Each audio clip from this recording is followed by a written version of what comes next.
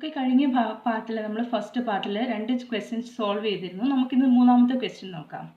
If circles are drawn with each side of a triangle of sides 5 centimeters, 12 centimeters and 13 centimeters as diameter, then with respect to each circle, where would be the third vertex? അതായത് വശങ്ങളുടെ നീളം എത്രയൊക്കെയാണ് 5 സെൻറ്റിമീറ്ററും 12 സെൻറ്റിമീറ്ററും 13 സെൻറ്റിമീറ്ററുമായ ത്രികോണത്തിൻ്റെ ഓരോ വശവും അത് വ്യാസമായി നമ്മൾ വൃത്തം വരച്ചാൽ മൂന്നാം മൂല വൃത്തത്തിൻ്റെ എവിടെ ആയിരിക്കും എന്നാണ് ചോദിച്ചേക്കുന്നത്.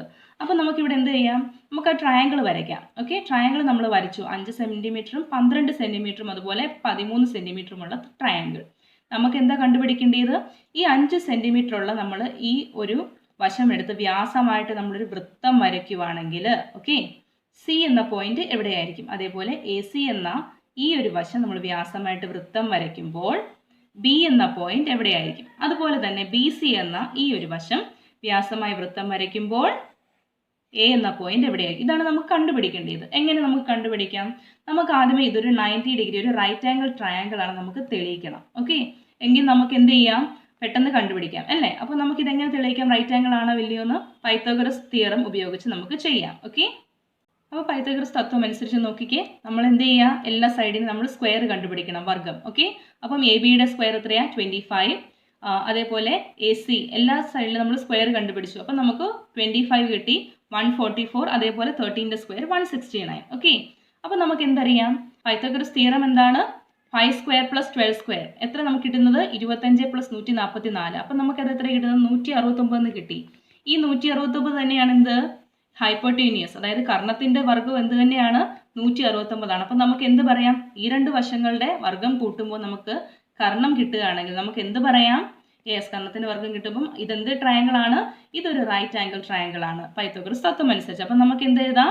therefore triangle A B C is right angle triangle. ഇനി നമുക്ക് നോക്കാം, ഇനി നമുക്ക് എന്ത് പറയാം? യെസ്, അപ്പം ഇതൊരു റൈറ്റ് ആംഗിൾ ട്രയാങ്കിൾ ആണല്ലോ. അപ്പോൾ നമുക്കിവിടെ എന്ത് പറയാം?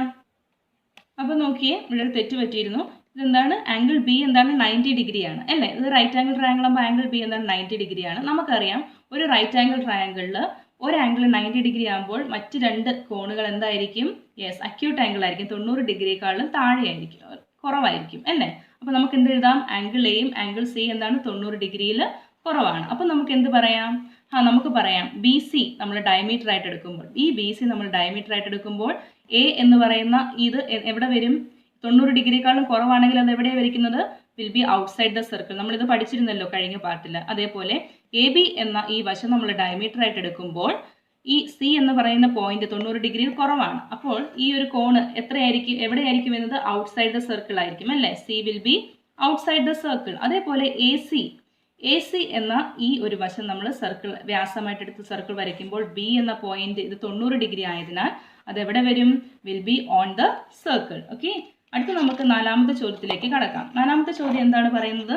In the picture A circle is drawn with a line as diameter, അതായത് and a smaller circle with half the line as diameter.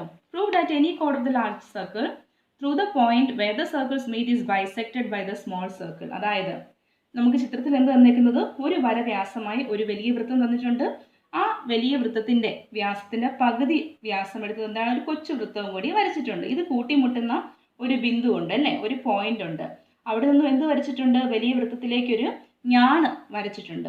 ഒരു കോഡ് വരച്ചിട്ടുണ്ട്. നമുക്ക് എന്താ തെളിയിക്കേണ്ടത്? ചെറിയ വൃത്തം സമഭാഗം ചെയ്യുന്നു. എന്താ ചെയ്യുന്നത്? ബൈസെക്ട് ചെയ്യുന്നതാണ് നമുക്ക് തെളിയിക്കേണ്ടത്. അപ്പോൾ നിങ്ങൾ ഈ ഫിഗർ ഒന്ന് നോക്കിയേ. ഫിഗറിൽ നമുക്ക് എന്തൊക്കെ കാണാം? ട്രയാങ്കിൾ എ ഡി സി, അതേപോലെ ട്രയാങ്കിൾ എ ഇ ബി നിങ്ങൾ കണ്ടല്ലോ. ട്രയാങ്കിൾ എ ഡി സിയും ട്രയാങ്കിൾ എ ഇ ബിയും എന്താണ്, എങ്ങനത്തെയാണ് അവിടുത്തെ മൂലകൾ, എങ്ങനത്തെ കോണുകളാണത്? നോക്കിയേ. യെസ്, ആ കോണുകൾ 90 ഡിഗ്രിയാണ്, മട്ടക്കോണുകളാണ്. കാരണം എന്താണ്?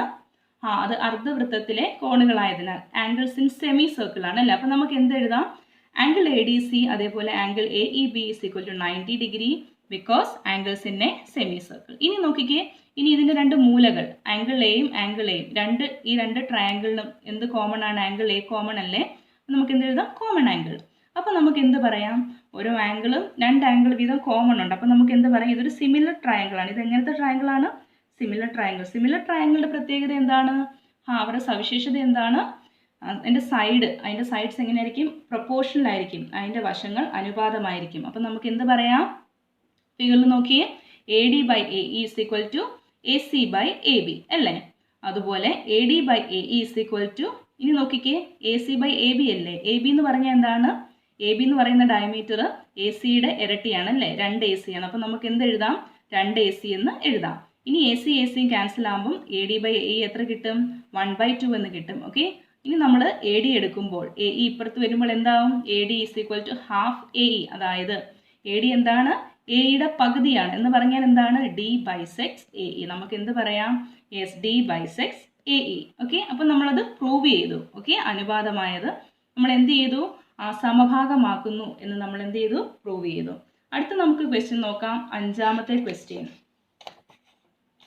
Use a calculator to determine up to 2 decimal places the perimeter and the area of the circle in the picture. അതായത് നമ്മളോട് എന്താ പറഞ്ഞിരിക്കുന്നത്? ചിത്രത്തിലെ വൃത്തത്തിന്റെ ചുറ്റളവും പരപ്പളവും 2 ദശാംശ സ്ഥാനങ്ങൾക്ക് കൃത്യമായി കാൽക്കുലേറ്റർ ഉപയോഗിച്ച് കണക്കാക്കാനാണ് പറഞ്ഞിരിക്കുന്നത്. ഈ ചിത്രത്തിൽ നിങ്ങൾ നോക്കിയേ, നമ്മൾ ഈ ചിത്രത്തിൽ നല്ലപോലെ നോക്കുമ്പോൾ നമുക്ക് എന്ത് കണ്ടുപിടിക്കാൻ പറ്റും? നമ്മൾ ആദ്യം ചിത്രത്തിന് പേര് കൊടുത്തു. എ ബി സി എന്ന് 3 മൂലയ്ക്ക് പേര് കൊടുത്തു.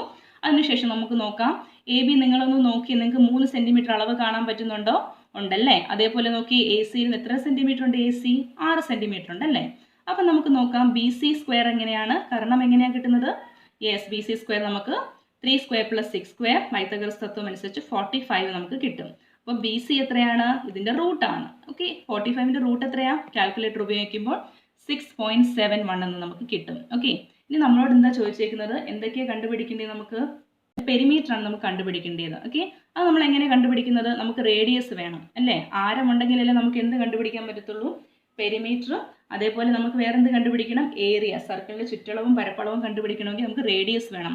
അപ്പോൾ റേഡിയസ് വേണമെങ്കിൽ നമുക്ക് എന്ത് ചെയ്യാം? ആദ്യമേ ഡയമീറ്റർ ആണല്ലോ ബി സി അല്ലേ. ബി സി എന്ന് പറയുന്നത് എന്താണ്? ഡയമീറ്റർ ആണ്, 6.71. ഇതിന്റെ പകുതിയാണ് എന്ത്? റേഡിയസ്. അപ്പം 6.71 divide by 2 we get 3.36. Okay, ഇനി നമുക്ക് പെരിമീറ്റർ കണ്ടുപിടിക്കാൻ എളുപ്പമാണ് അല്ലേ. പെരിമീറ്ററിന്റെ ഫോർമുല എന്താ? 2πr. അപ്പം പൈ നമുക്കറിയാലോ, പൈയുടെ എത്രയാണ്? പൈയുടെ ഇത് വരുന്നത് അളവ് 3.14 ആണ് അല്ലേ. അപ്പോൾ 2 × 3.14 × 3.36. ആർ നമ്മൾ കണ്ടുപിടിച്ചു അല്ലേ, 3.36. നമ്മൾ ഇത്രയും കാൽക്കുലേറ്റ് ചെയ്യുമ്പോൾ നമുക്ക് എത്ര കിട്ടും? 21.10 സെന്റിമീറ്റർ നമുക്ക് പെരിമീറ്റർ കിട്ടും. ഓക്കെ, പെരിമീറ്റർ നമുക്ക് കിട്ടും. അതേപോലെ ഏരിയ എങ്ങനെയാണ്? Area of the circle is equal to pi R square. നമുക്ക് ഫോർമുല അറിയാലോ. പൈയുടെ എത്രയാണ് വരുന്നത്? 3.14 × 3.36 × 3.36. നമുക്ക് എത്ര കിട്ടും? 35.45 സ്ക്വയർ സെന്റിമീറ്റർ. ഓക്കെ, ഇത് വളരെ സിമ്പിൾ ആയിട്ടുള്ള ഒരു ചോദ്യമായിരുന്നു അല്ലേ.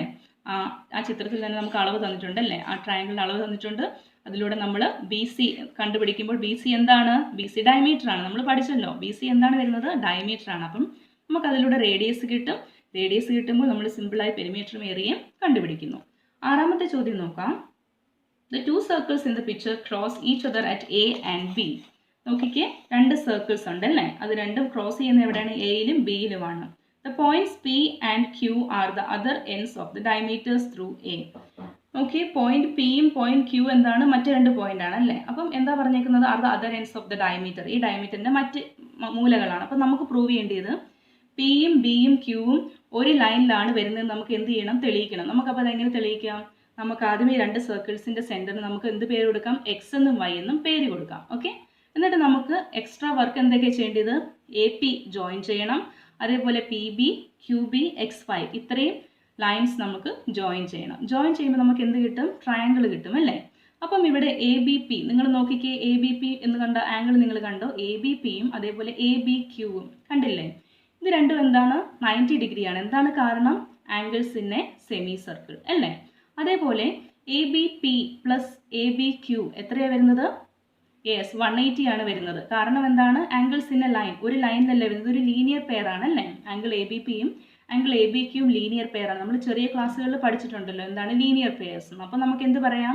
ലീനിയർ പെയർ എപ്പോഴും എന്താ പറ്റുന്നത്? എപ്പോഴും ലീനിയർ പെയർ ഒരു വരിയിലാണ് വരുന്നത്. അപ്പം നമുക്ക് എന്ത് പറയാം? P B Q lie on a line. അതുകൊണ്ട് പിയും ബിയും ക്യൂവും ഒരു ലൈനിൽ തന്നെയാണ് വരുന്നത് നമ്മൾ തെളിയിച്ചു. അതിൻ്റെ സെക്കൻഡ് പാർട്ടിൽ എന്താ പറഞ്ഞിരിക്കുന്നത്? P Q is parallel to the line joining the centres of the circle and is twice as long as this line.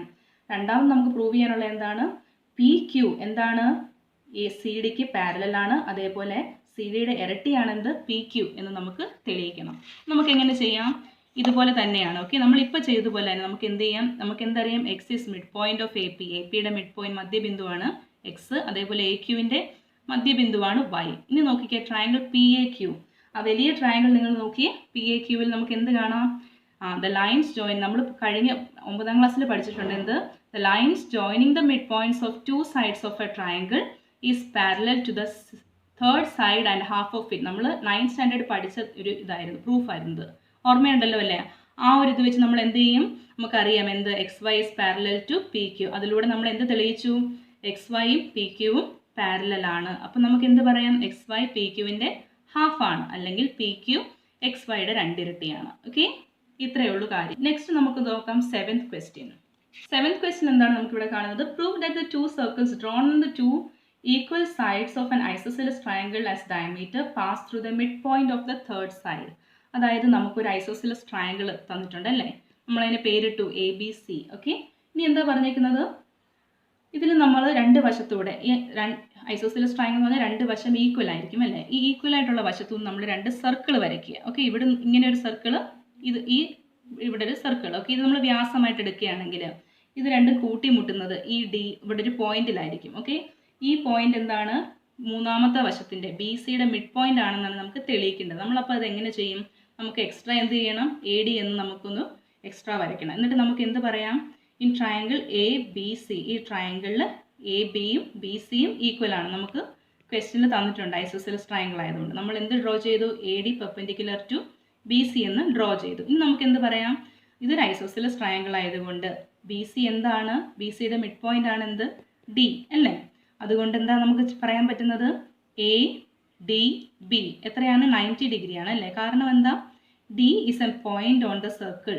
D എന്താണ്, സർക്കിളിൻ്റെ ഒരു പോയിന്റ് ആണ്. എ ബി ഡയമീറ്റർ ആയിരിക്കും. എ ബി ഡയമീറ്റർ ആയിരിക്കുമ്പോൾ നോക്കിക്കേ, ബി എവിടെയായിരിക്കും, ഡി എവിടെയായിരിക്കും, സർക്കിളിലായിരിക്കും. കാരണം എന്താ, ഇതൊരു 90 ഡിഗ്രി അല്ലേ. അതേപോലെ ഇതും 90 ഡിഗ്രി ആയതുകൊണ്ട് നമ്മൾ എ സി നമ്മൾ ഒരു ഡയമീറ്റർ ആയിട്ട് എടുക്കുമ്പോൾ ഡി എന്ന പോയിന്റ് എവിടെ വരും, സർക്കിൾ തന്നെ വരും. കാരണം ഇത് 90 ഡിഗ്രി ആയതുകൊണ്ട്. അപ്പോൾ നമുക്ക് എന്ത് പറയാം, circles drawn on 2 equal sides of an isosceles triangle as diameters pass through the midpoint of the third side. അതുകൊണ്ട് നമുക്ക് പറയുന്നത് തുല്യമായ 2 വശങ്ങളുള്ള സമപാർശ്വ ത്രികോണത്തിൽ എന്താ, അതിൻ്റെ ഓരോ വശവും നമ്മൾ വ്യാസമായിട്ട് എടുക്കുമ്പോൾ അത് കടന്നു പോകുന്ന എന്താ, 3ാമത്തെ വശത്തിൻ്റെ മധ്യബിന്ദുവിൽ കൂടി ആണ്.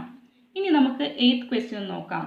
Prove that all 4 circles drawn with the sides of a rhombus as diameters pass through A common point. നോക്കിക്കേ, നമുക്ക് ഇവിടെ ചിത്രത്തിൽ എന്തൊക്കെയാണ് തന്നിരിക്കുന്നത്, 4 സർക്കിൾസ് ഉണ്ടല്ലേ. അത് എങ്ങനെയാണ് പറഞ്ഞിരിക്കുന്നത്, റോംബസിൻ്റെ 4 വശങ്ങളാണ് അതിൻ്റെ ഡയമീറ്റർ. ഈ 4 സർക്കിളിൻ്റെ ഡയമീറ്റർ എന്താണ്, റോംബസിൻ്റെ 4 വശങ്ങളാണ്. നമുക്ക് എന്താ പ്രൂവ് ചെയ്യേണ്ടത്, ഇതെല്ലാം ഒരു കോമൺ പോയിന്റിൽ കൂടെയാണ് പോകുന്നത്. നമുക്ക് പ്രൂവ് ചെയ്യേണ്ടത് ഇതെല്ലാം കോമൺ പോയിന്റിൽ കൂടെ പാസ് ചെയ്യുന്നു. ഓക്കെ, എങ്ങനെ പ്രൂവ് ചെയ്യാൻ പറ്റും, നമുക്കറിയാം P Q, Q R, R S, P S എന്താണ്, ഡയമീറ്റർ വ്യാസങ്ങളാണ്. ഓക്കെ, പിന്നെ നമുക്ക് എന്തറിയാം, നോക്കിക്കേ പി ഒ ക്യു, ഈ ഫിഗറിൽ നിങ്ങൾ നോക്കി, P O Q, Q O R, R O S, അതേപോലെ പി ഒ എസ് എത്ര ഡിഗ്രിയാണ്, 90 ഡിഗ്രി. നിങ്ങളൊന്ന് നോക്കി, കാരണം എന്താ, angles in a semi circle. Okay, അതേപോലെ ട്രയാങ്കിൾ നോക്കിയേ, P S R, P Q R, വലിയ ട്രയാങ്കിൾ കണ്ടോ, ഇവരെന്ത് ട്രയാങ്കിളാണ്, ഐസോസിലസ് ട്രയാങ്കിൾ. ഐസോസിലസ് ട്രയാങ്കിൾ എന്ന് പറയാൻ എന്താ കാരണം, യെസ്, റോംബസിൻ്റെ എല്ലാ വശങ്ങളും ഈക്വൽ അല്ല. അപ്പോൾ റോംബസിൻ്റെ വശങ്ങൾ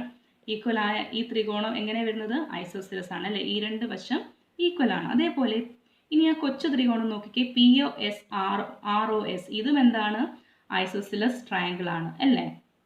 അപ്പം നമുക്ക് എന്ത് പറയാം, P O Q plus Q O R എന്താണ്, 180. ഓക്കെ, ലീനിയർ പെയർ ആണ് അല്ലേ, P O Q plus Q R.